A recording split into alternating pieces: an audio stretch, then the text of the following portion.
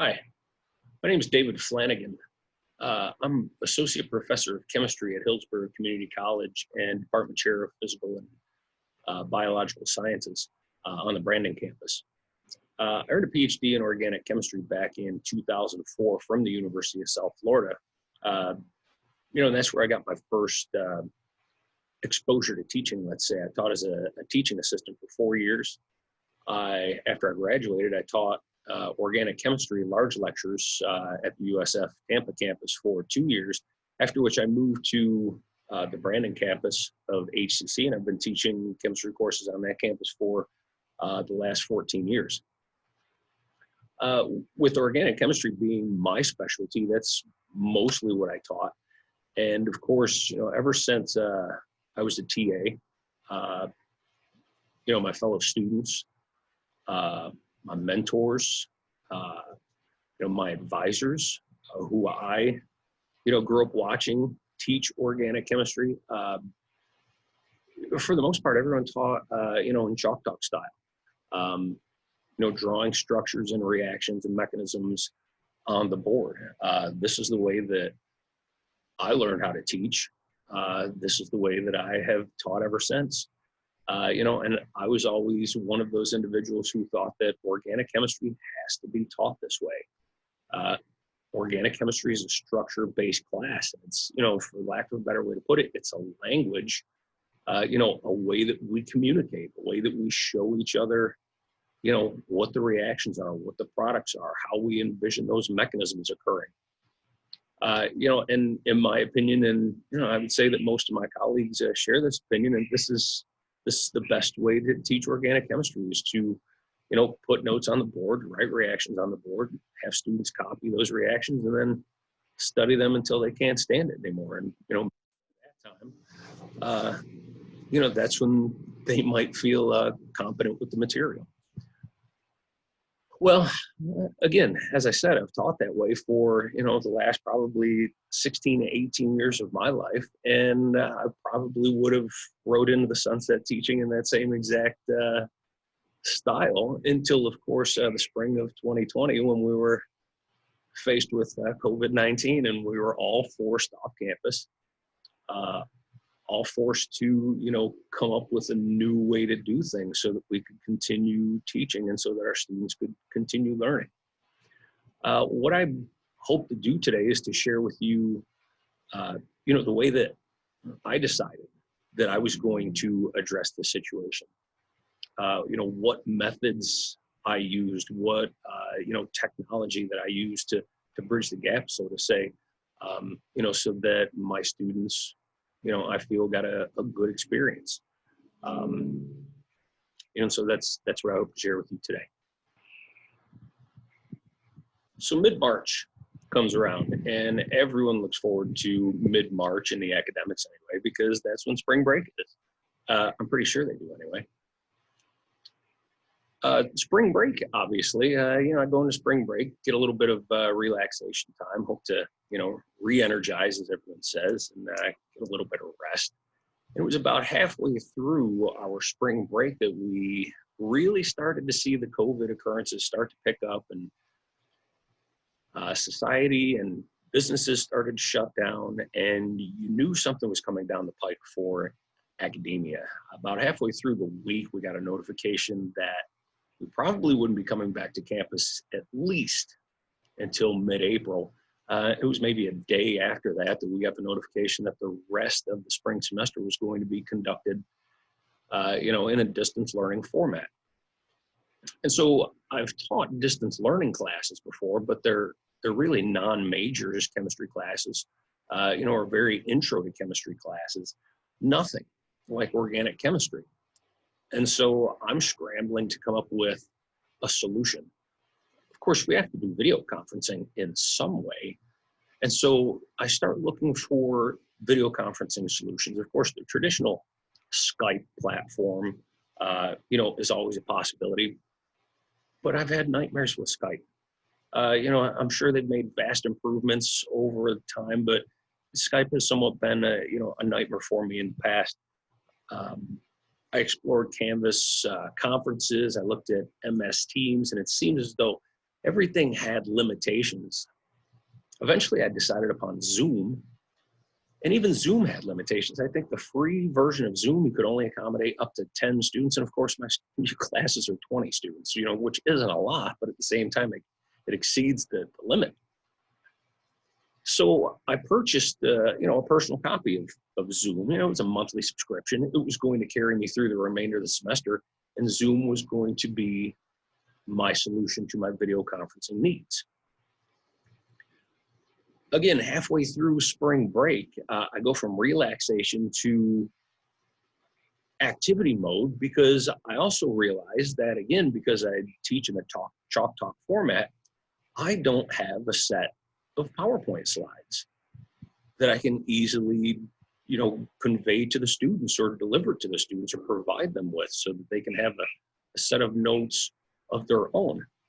Of course, I'm not going to take the publisher slides and put those online, because frankly, traditionally I've complained about those slides as being, kind of thrown together to begin with. And I would find it kind of hypocritical of myself to just take those publisher notes and put them online and say that this is a legit learning experience for my students. So I kind of put myself in a pigeonhole at that point. Halfway through spring break, I start developing my personal PowerPoint notes for the remainder of the material for both Organic 1 and Organic 2 for the remainder of the spring semester. And I would say that the majority of my time in the second half of spring was spent making a quality, reasonable set of PowerPoint slides the way that I convey the information from my perspective, the way that I teach, not a boxed set of slides from publisher. I also realized that drawing structures was going to be a challenge. How would I draw structures for the students? How would the students draw structures? Well, this is going to be somewhat of a challenge. One solution that was a possibility was an iPad that I had purchased. Now, the iPad has been around forever. I've broke my share of them, of course. And the reason that I purchased my most recent one, I have an iPad mini now, is because I invite my students to, send me their homework that they're working on so that I can take a look at it.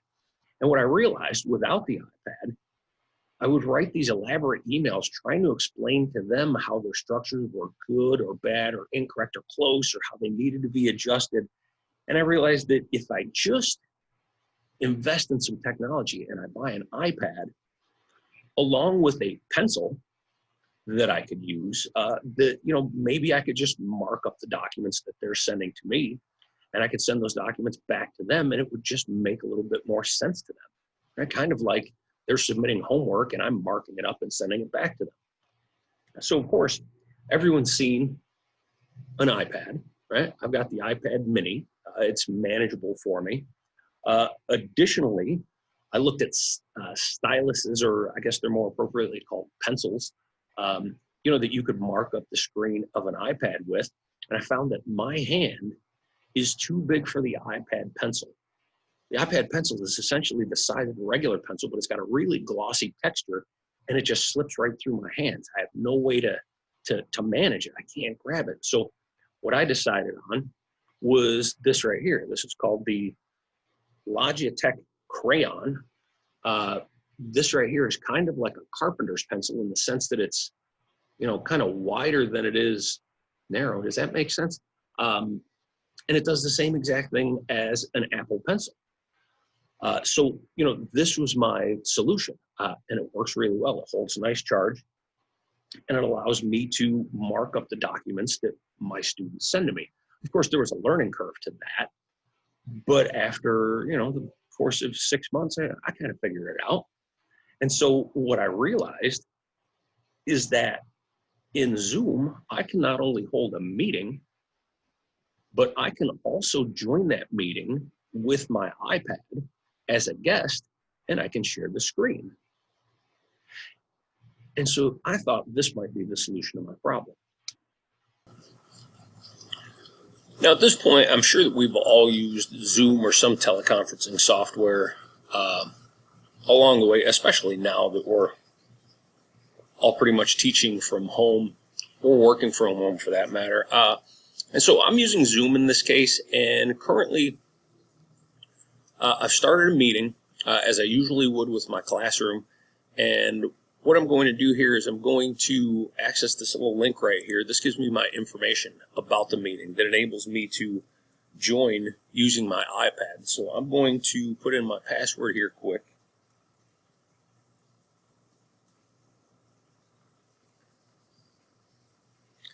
And as you can see,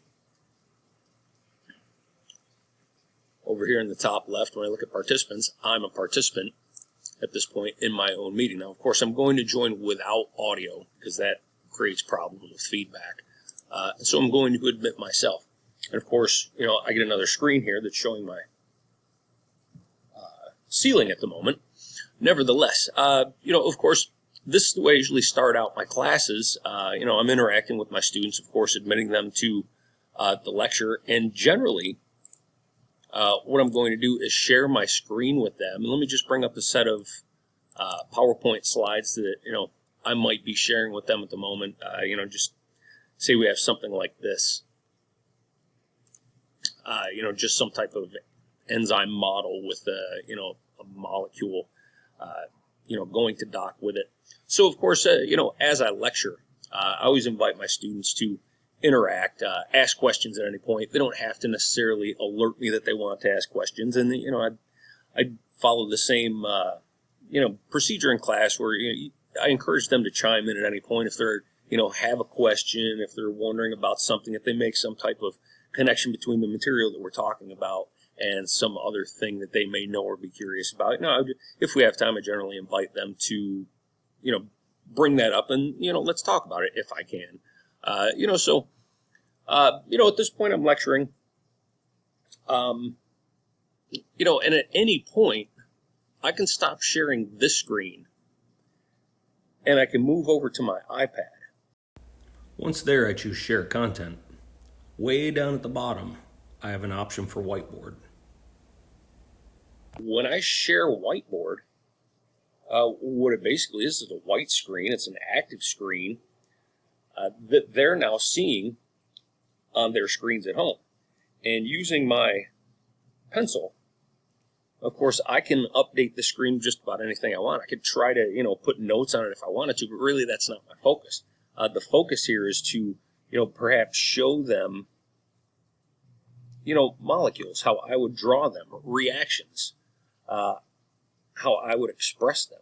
You know what I mean? This right here is just a, you know, a simple example of maybe a radical reaction, right? A bromination of a simple alkane, you know, enables me to draw these structures. I can show them, you know, the starting materials. I can show them the conditions. I can show them the products. You know, it's equivalent to a whiteboard that I have in classroom that I would be doing all of my lecture on. But this is just kind of pared down. You know, I've got a set of PowerPoint slides now that I work off for the most part, and I can seamlessly switch in between, you know, my iPad and my computer, right, to go back and forth.